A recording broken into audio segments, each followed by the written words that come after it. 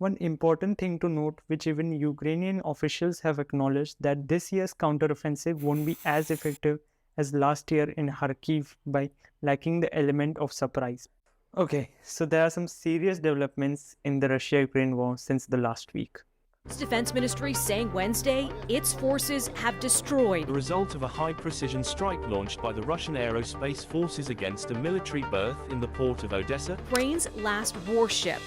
Now to the drone attacks in Moscow overnight, the explosions raining down. There are no reports of deaths from this morning's incident, but several buildings were damaged. Now it's still very unclear that who was behind the Moscow attacks, with Russia claiming that the drones used in the attacks were UJ-22 drones, but some experts disagree. A similar drone attack was also conducted in Kremlin last month, and according to US officials, Ukrainians were most likely behind the Kremlin drone attacks. They also believe that the drone was launched from somewhere near Moscow. Some drone attacks have also been conducted near the Russia-Ukraine border. And if it is Ukraine behind these drone attacks, the much anticipated counteroffensive has already begun.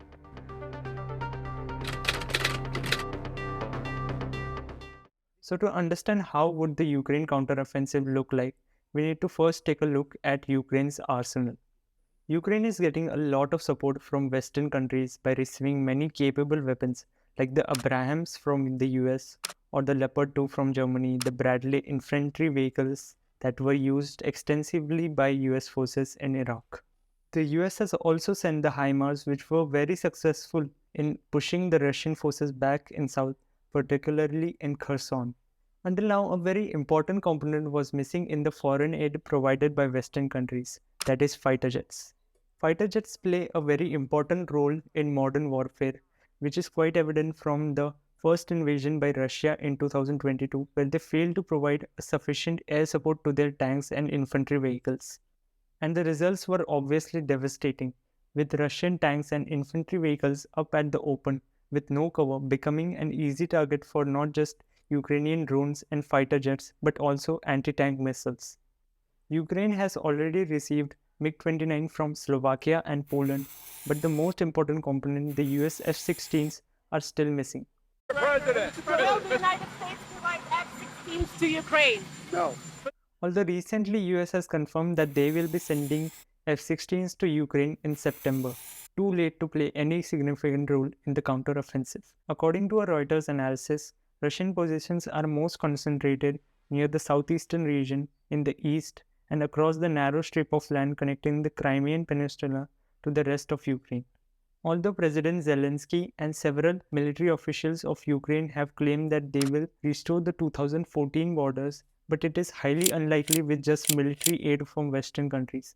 And plus, UK Ministry of Defense has stated that Russia has constructed some of the most extensive systems of military defense works seen anywhere in the world for many decades. These two pictures give a sense of how quickly that's been happening, showing the development of a trench network near a village in Crimea between 3rd January and 11th February.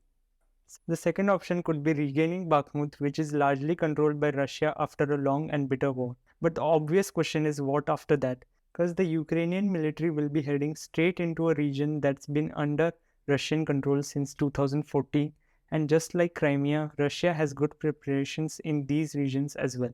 Russian defenses include anti-tank ditches near Pulafi stretching for 30 kilometers, as well as fortification around important towns like Tokmak. Third option could be the northern province in Luhansk region, which also seems the most sensible option as there aren't much Russian troops in the region. But according to the Guardian's defense editor Dan Sabag, the region is quite close to Russia and thus bringing reinforcements will be quite easy, and there isn't much strategic value in the region.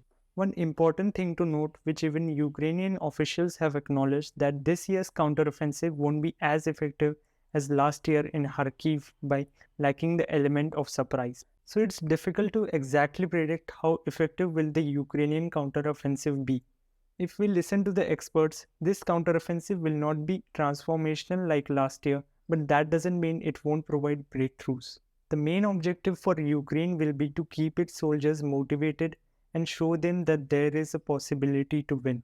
Because Russia knows how to win a war with crappy and conscript armies, It's Ukraine that relies on highly motivated soldiers to win the war. And until then, the victims of the war continue to remain the partially mobilized Russian troops and civilians at both the sides that have nothing to gain from this war but much to lose.